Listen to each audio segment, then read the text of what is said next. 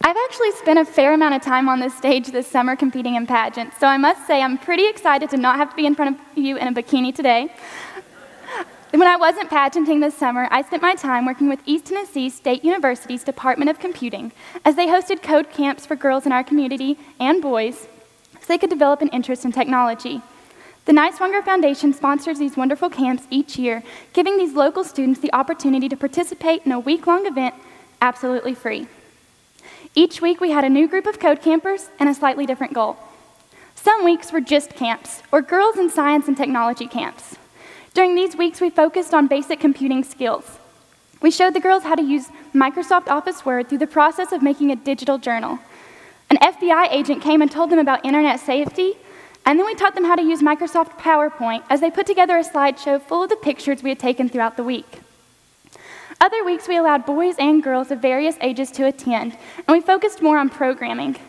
We would begin the week with a program called Scratch, where students can drag and drop commands to create basic videos and games. Then we would move on to HTML, where the students could create a website and actually embed the game they had just created into their website. Once we kind of thought they had an idea of how programming worked, we moved on to Java. Java is where we could tell which students actually had an interest in computing and which ones were there because their moms made them sign up. I had several goals for the summer. One was to see how effective these camps were at increasing an interest in technology for all of those who attended. But another more personal goal was to see what young women thought about technology. To accomplish these goals, I distributed a survey on the first and last day of each camp.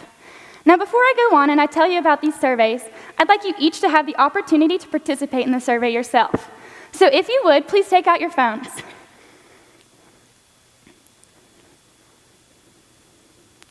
Now, all you have to do is text the number 37607, the words Morgan Munsey 907. So once again, the phone number is 37607, and you're going to text it the words Morgan Munsey 907. If you do this successfully, which I didn't do the first couple of tries, so it's okay, you're going to get a confirmation message that says you've joined the session. Once you've joined the session, all you have to do is answer this question that I asked 105 students this summer. How would you describe someone who is tech-savvy in one word?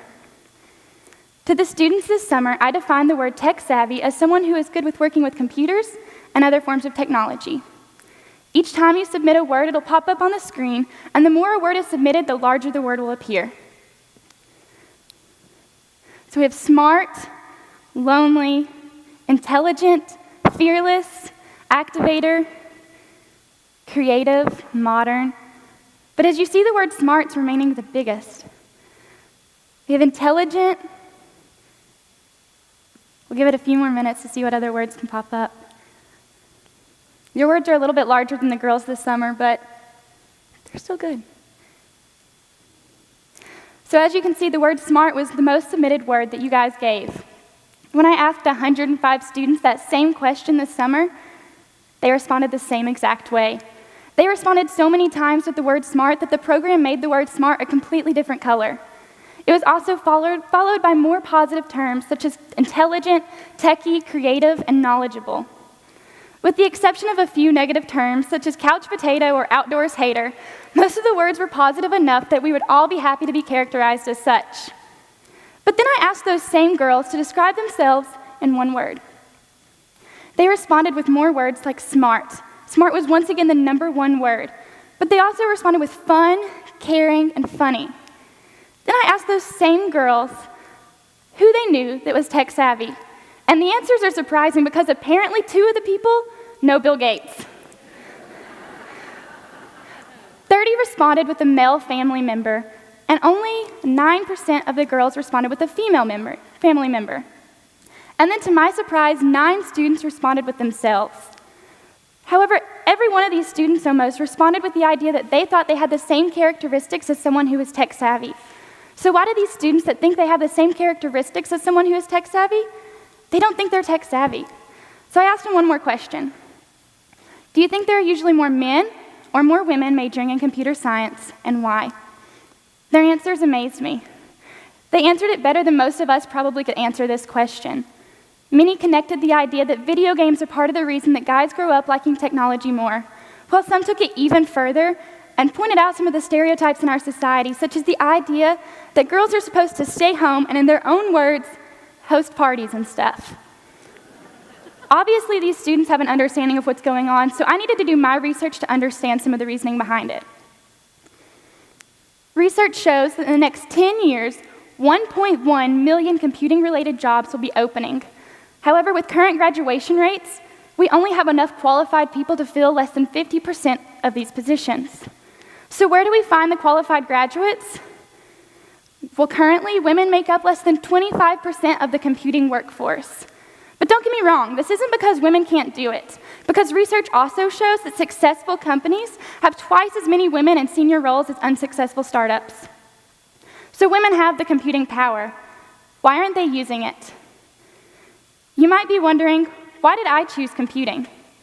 I chose computing because 3 years ago, I was one of those code campers.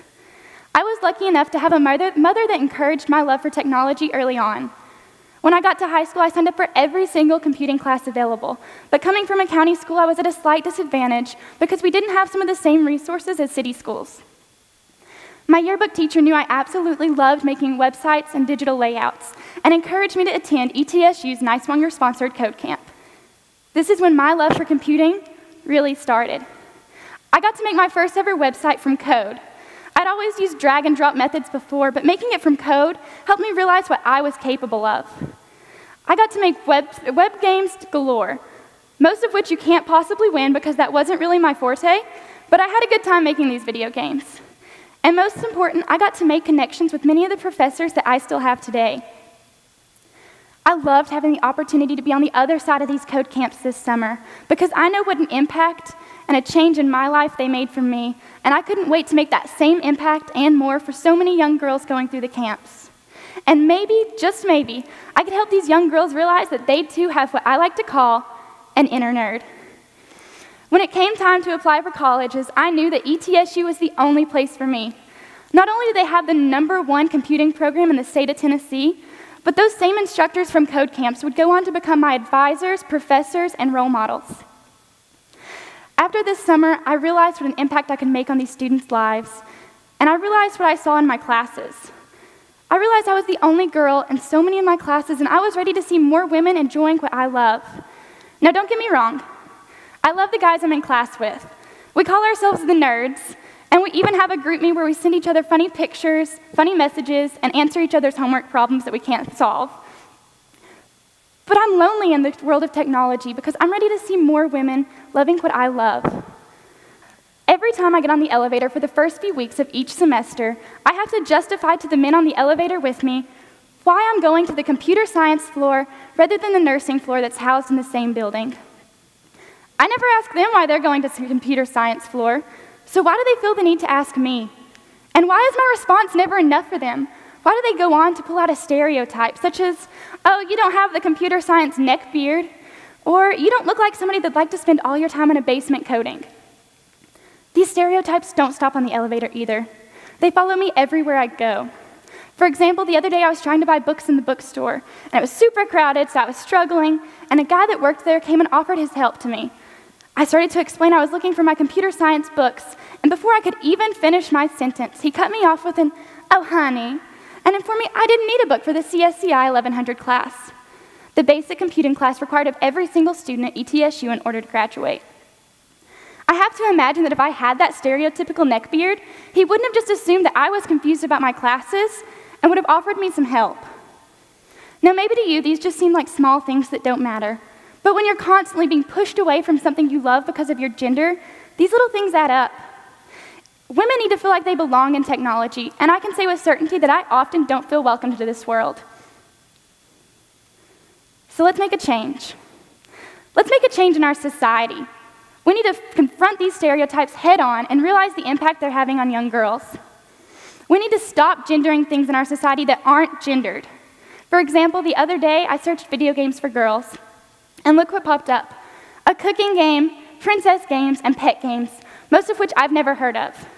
But then I searched video games for boys, and games such as Call of Duty and Grand Theft Auto popped up that we hear about in the media all the time. The students said it themselves.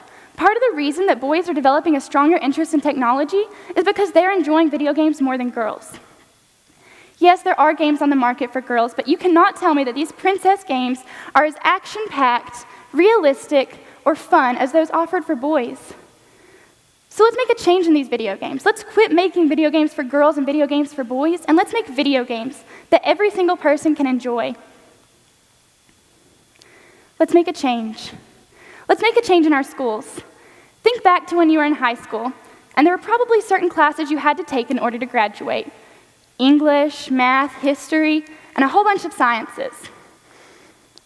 I had to take chemistry, biology, and physics just to graduate. But the one science I actually cared about, computer science, wasn't really offered at my school. We had an applications class and a video game design class, both of which lacked effectiveness because the teacher wasn't prepared to teach it at no fault of her own. Many city schools are taking the right steps in the right direction, such as Kingsport City Schools, to introduce computing science classes, and they're seeing great success. But many county schools like my own don't have the same resources and teachers ready to teach these classes. The ETSU PASTA program is doing a great job at providing free computers to local schools as they wipe them clean and donate them as they're upgrading for themselves. Because of this program, my school and many other county schools have computers that they might not have otherwise. So we have the resources ready, but we need the teachers ready to teach these classes. How can we expect a teacher to teach something that they don't understand? And how can a student learn from a teacher that doesn't know what they're teaching? Something I'd like to see happen in our area is a teacher's code camp where the teachers can come together and learn some of the basic skills and methods that we taught the students this summer. We can teach them about Scratch and how it helps the students develop an interest as they're making some of their favorite games. Another thing I'd like to see occur is iGit, a program I started that stands for Involving Girls in Tech. This program would be organized at ETSU, and female computing students could come together and go to local schools to teach the young girls there how to code. It would be like an after-school code camp, and we'd use some of the same resources and methods we used this summer.